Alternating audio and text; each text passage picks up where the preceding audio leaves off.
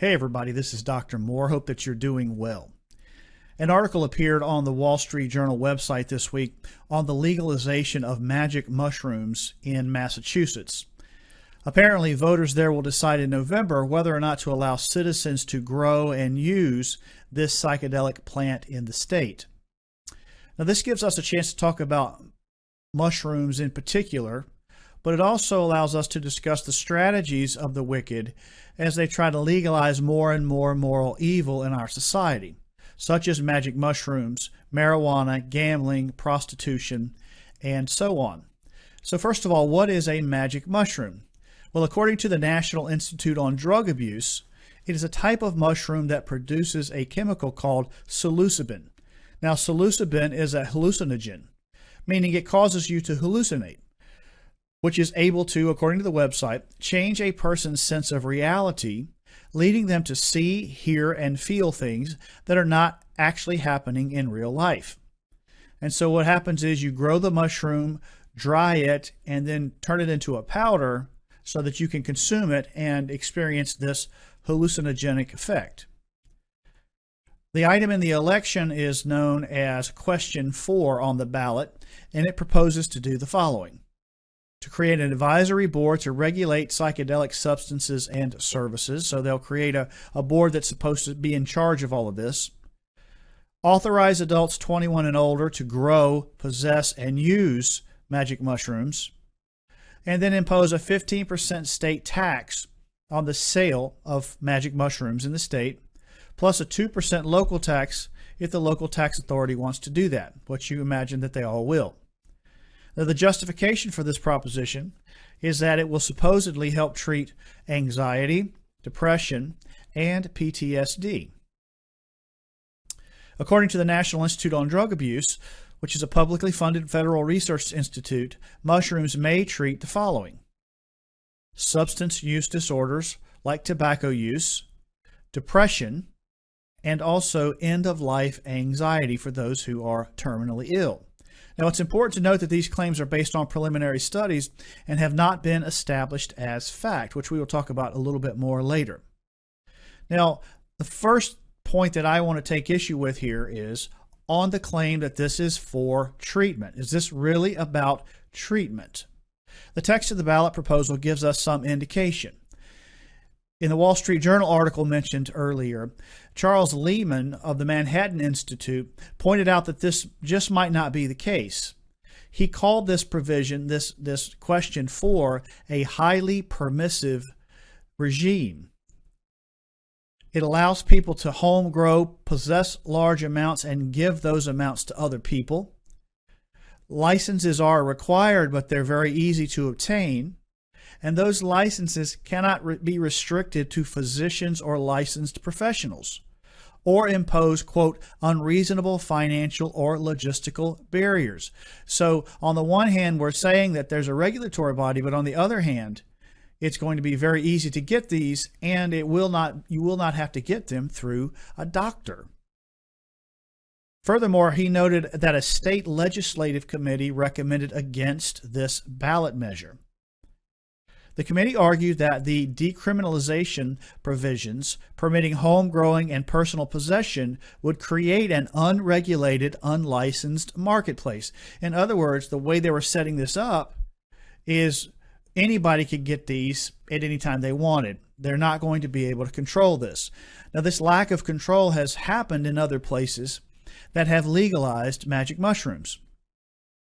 Regarding the use of the licensed facilities in the state of Oregon, one official said demand is so low at these licensed facilities that one of the centers closed 6 months after opening. People in Oregon are growing their own mushrooms and taking them without supervision.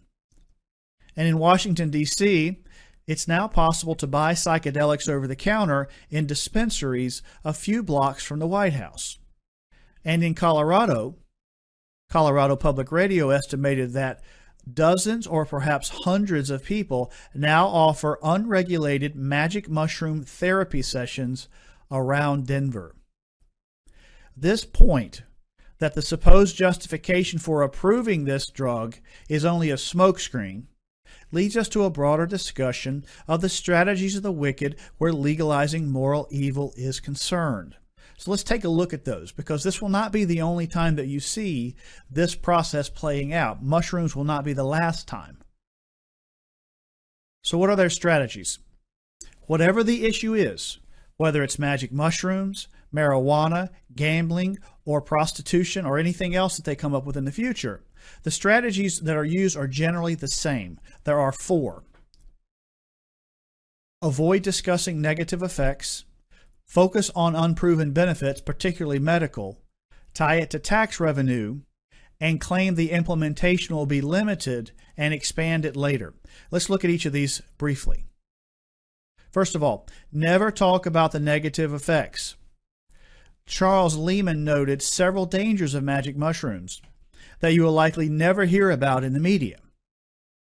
He talked about mushroom poisoning among adolescents, adverse reactions among depression patients, including suicidal ideation, that's thoughts of suicide, intentional self-harm and hospitalization, worsening depression, suicidal behavior, psychosis, and convulsive episodes. And he talked about prolonged hallucinatory effects causing dangerous and volatile actions. And he gave an example of a pilot who had taken mushrooms several days before, but the effects continued, and he was trying to turn off the engines to the aircraft and had to be subdued, and now is awaiting trial for that because it lasted longer than anyone expected that it would. The second strategy is to talk up the benefits, even if they have not been proven. If we go back to the article on the National Institute on Drug Abuse website, where they tout the supposed benefits of magic mushrooms, I mentioned this earlier, you'll find wording like the following. Preliminary research indicates. So that's preliminary, not established and confirmed, but preliminary. Research suggests, and my friend Mike Riddle would call suggest a fuzzy word. Suggest, not for sure, it's just suggesting. To support further research, funding a clinical trial, meaning we're in the beginning stages and now we're moving into the trial stage and doing further research. What you will find here is they are taking minimal research and expounding it to justify the adoption of the drug. This is far from an established certain conclusion about its benefits. Charles Lehman again. There may be real promise in psychedelic therapies, but commercialization of these substances should come through proper channels, scientific research, leading to FDA approval and careful distribution. The third strategy is to tie the moral evil to an increase in tax revenue. In the case of magic mushrooms in Massachusetts, the sales will have a whopping 15% additional tax levied upon them, plus up to 2% locally. The state already receives marijuana taxes. Take a look at how much these are taxed and how much revenue comes in because of marijuana. Look at the different taxes that are levied here. We have a state sales tax, which goes on everything, 6 1/4. Then an excise tax, that's the tax of 10.75%. This is marijuana, not mushrooms. And then a local tax of 3%. So in total, you have a 20% tax on marijuana in the state. And that has produced $161 million of revenue in 2023. Now here's what's being proposed for mushrooms. Of course, you got the 6 1/4 state sales tax, but then a 15% excise tax plus 2% local. So that gives you a total of 23.25% tax on mushrooms. Now, here's my question. If your goal is to help people who are hurting, people who are depressed, people who have PTSD, people who have anxiety, why do you add 272% more to the taxes you collect on it? Wouldn't you want it to be more affordable if people really need it for the medical care? Of course you would. And that indicates that there's something else behind this. It's not really about medical treatment. Okay? The fact is, the medical benefit, even if it exists, is only secondary to the money that can be made off of it. And you'll find it interesting to know that because of the socialist spending policies of the state of Massachusetts, it has had an ongoing deficit problem. It spends more than it takes in revenue.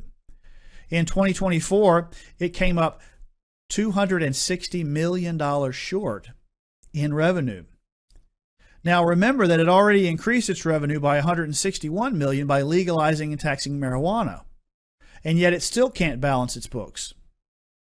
Now, how much will legalizing mushrooms cover of this $260 million hole? Probably a significant amount, until, of course, they spend it all again. The problem with states like this, and even the federal government, is not a revenue problem. It's not how much tax money they're bringing in. They're bringing in plenty. It's a spending problem. They're spending too much money. But anyway, the point here is that the government wants to spend money more than it wants to protect the health and moral fiber of its citizens. And legalizing mushrooms is only one additional example of that. Now, the fourth and final strategy is to say up front that the moral evil will be very limited. We're going to limit this. We're just going to control this, guys. There's nothing to worry about here. While the goal is to expand it all along. The way the statute is set up already allows for the use of magic mushrooms to be expanded without limit. You notice it creates a regulatory board. That's a group that's supposed to control it. But it allows anyone to become approved to grow, sell, and use the drug. You see, so we've got some limitations, but we've also got it wide open from the very beginning. This allows them to say they will control it, but at the same time write in a provision that allows it to get out of hand very easily. These are parts of the tricks that are embedded into legislation to get voters to approve it. They focus on the part of regulation, but they don't tell you too much about the part where it's basically going to be wide open later anyway.